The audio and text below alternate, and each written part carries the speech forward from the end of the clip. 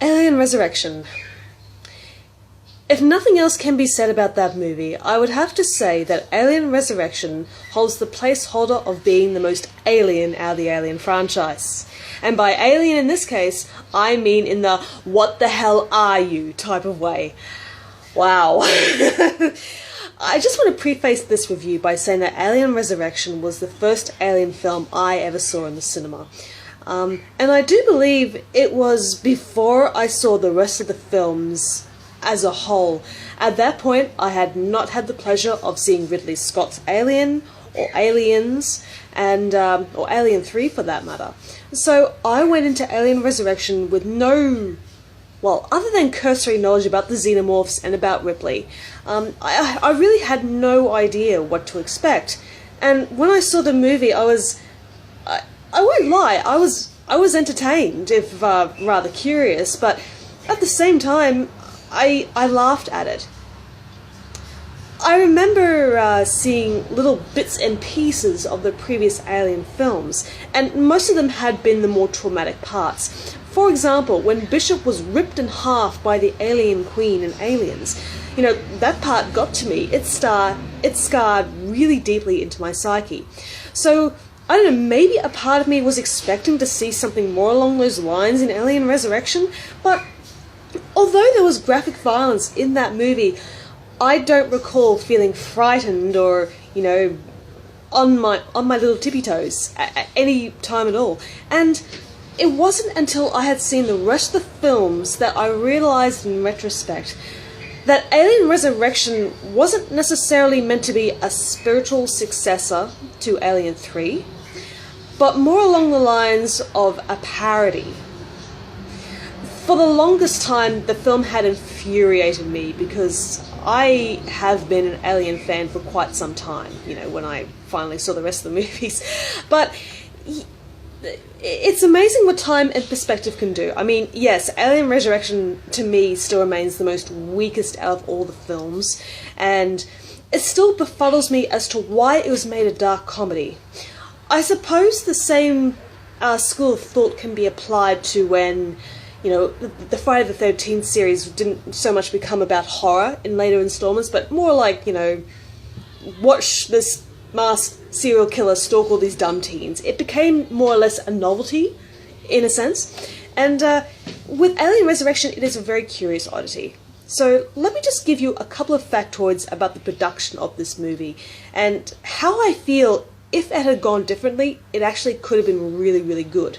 So, as some of you may know, Joss Whedon was originally tasked to write the script of the film, and he had about 5 or so drafts to sort of thrash out, but throughout most of them, the character of Ellen Ripley had taken on a far more ambiguous context to herself. You weren't quite sure as to whether or not she were loyal to the aliens or to the humans, because to those of you who have seen the movie, you know that Ripley has been cloned with xenomorph DNA.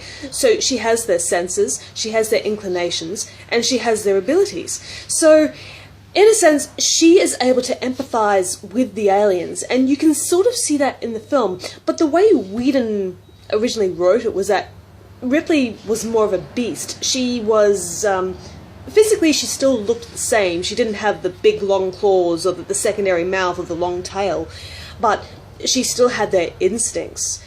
She was somewhat along the lines of Wolverine in his most primal state when he, you know, broke out of, Weapon X, and he lived half of his life as a beast afterward. Same thing went for Ripley. And I'm really confused as to why they didn't amplify this idea on the screen. I guess it could have been due to, you know, that the fact that audiences had become used to Ripley. They had certain ideas and expectations about her. But if they had committed to this original sort of story factor that Whedon put in, I feel it may have worked more so in the film's favour than what it does currently. Another really cool thing about the script that Whedon wrote was that the entire final act took place on Earth in some sort of, you know, final conflict involving, you know, Ripley, the humans, and the aliens. Once again, that may not necessarily happen due to time and budgetary constraints, but I, for one, probably would have found that far more exciting compared to what we saw in the movie. Walter Hill and David Giller were actually opposed to the production of the movie because they felt that, cloning the character of Ripley would have not only cheapened the franchise, but it would have done a huge injustice to the character. And I gotta give credit to Sigourney Weaver for recognising Joss Whedon's brilliance when it came to offering Ripley that other sort of perspective about the aliens. You can sort of see it in her performance, the way she moves and the way she looks, and some of the lines she says.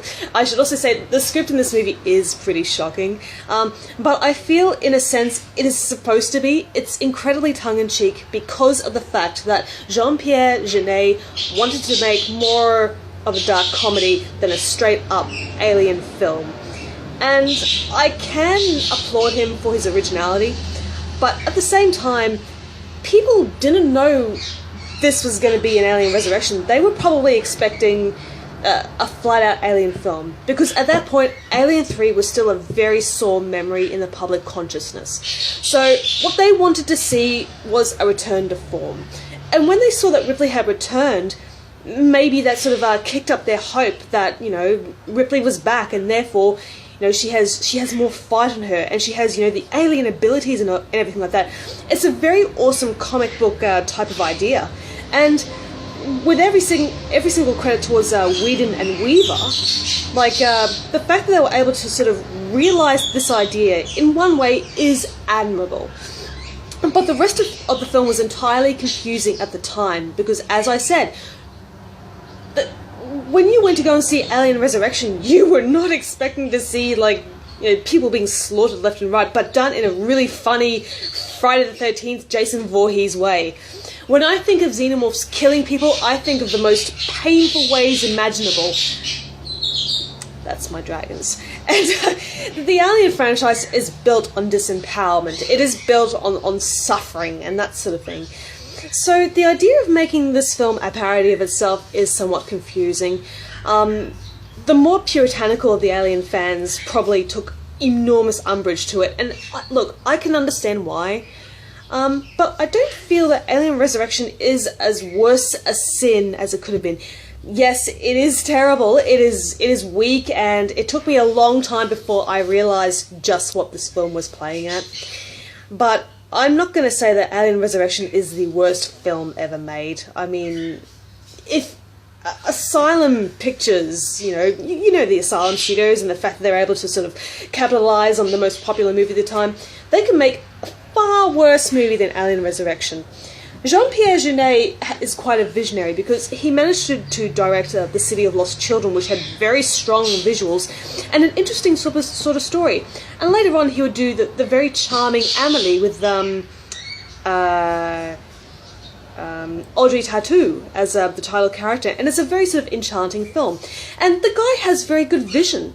Now, Pitoff, his partner in crime, he would unfortunately go on to direct the very maligned Catwoman starring Halle Berry, and the less we say about that movie, the better. But still, the film had a very splendid production design. You had Amalgamated Dynamics working on the movie, and in case some of you may not know, Amalgamated Dynamics was the special effects studio founded by Stan Winston himself. And I do believe that Winston, took part in some of the designs of the aliens. In particular, the character of the Newborn, which was basically a combination of human and an alien hybrid. Originally, the Newborn looked more like Ripley. It actually had her features, and I think that Sigourney Weaver may have been tipped to play the role in a dual sort of way, but time, budget, God knows what else got in the way, and they actually made this creature, and I gotta say, it is pretty fucking ugly. But I appreciate the idea that was behind it. Another one of the original concepts of this creature was that it actually had male and female genitalia on the outside. And I think Jeunet went on the record to saying, even for a Frenchman, that was too much for me, which is why he didn't include it in the movie. But still, it was a fascinating idea because it keeps in touch with H.R. Giger's very erotic and very disturbing design of the xenomorph. And it's a strange movie. A lot of the scenes in a sense, everything's happening today, isn't it? All the scenes, it's all meant to be as a great big joke, and I can laugh along with that, but in a sense, why did they go ahead and give the rights to these filmmakers in order to make a parody of a franchise that was more or less quite profitable? Yes, Alien 3 didn't do as well as they would have wanted, but, you know, in retrospect, I think it's a very damn good movie, as I've said. But you had Alien, then you had Aliens. You know, there was nothing, you know, particularly off about the franchise. If they had more or less stuck to the idea of maintaining the horror, as well as keeping some of the action elements from Aliens, Alien Resurrection probably would have been a return to form after the sour taste in the mouth left by 3 at the time. But yeah, I'm still confuddled as to why they allowed Jeunet to take total creative control of this thing. Maybe it could have been because of his prior work with The City of Lost Children, and they liked what they saw and thought, okay, we can get this guy to make another sort of Ridley Scott-esque sort of Alien. But the way that the script was worked over and over and over, and how wild everybody went on set, it's kind of like a circus the more I think about it.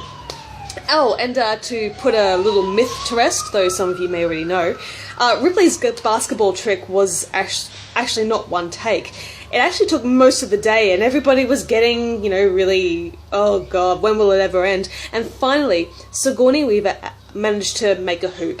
And Ron Perlman's reaction to that, sort of, you know, turning to the camera and saying, oh my god, you know, that was a genuine reaction, because Perlman was actually quite impressed by that. Do I have anything generally positive to say about the movie? Well, sure. I mean, Sigourney Weaver returns, and it's really cool to see her explore this other facet of Ripley. I guess it does sort of cheapen the original character that she had, you know, the tough and compassionate sort of survivor who's reluctantly drawn into the situation, but that's not the Ripley from the other movies. She's been cloned, she has been manufactured by a bunch of unethical, you know, scientists who have stock bombs in Walmart. I don't know where the hell they got that idea. That Weyland Yutani has some sort of deal with Walmart, like 200 years ahead of Alien 3. I don't know how the fuck that happened. It's just one of those things. And finally, we got to see a little more dynamic movements from the xenomorphs. Yes, it was CGI, but when you see a pair of xenomorphs swimming underwater, and they're actually quite good swimmers, and it's a very interesting visual to you know, take into your mind and that sort of stuff. It was kind of cool. Some of the action scenes are pretty over the top, but in a really good way. I figure if you're gonna go silly, you're gonna go all out. Go big or go home. And to Alien Resurrection's credit, it's not afraid to make an idiot of itself, and it says, yeah, it's stupid, but damn it, we're gonna have fun doing it. You know, they put their all into it, and I gotta applaud to that. Winona Ryder is pretty much the weakest cast link in the movie. I mean, everybody else is quite weak in comparison. They're very stock, but Winona Ryder is just so whiny in this movie, but she's hardly an offense to your eyes and to your ears. So I would give Alien Resurrection, say, this is weird, maybe a 2.5 out of 5. Like I said, I'm not going to deny that it is a very weak movie, and the whole sort of parody thing kind of doesn't rub me up the right way. But I don't think it's really that horrible, but it all depends on your mileage and how much you're willing to accept and go along with it. So yeah, Alien Resurrection is a hot mess, but it's a hot, fun mess if you are willing to just let go of any sort of preconceived notions that you have. But still, I don't recommend it for any other reason other than curiosity or to have a good laugh. So yeah, that's my review, and thank you once again for listening. Take care of yourselves and each other, and I'll see you in the next video. Bye bye!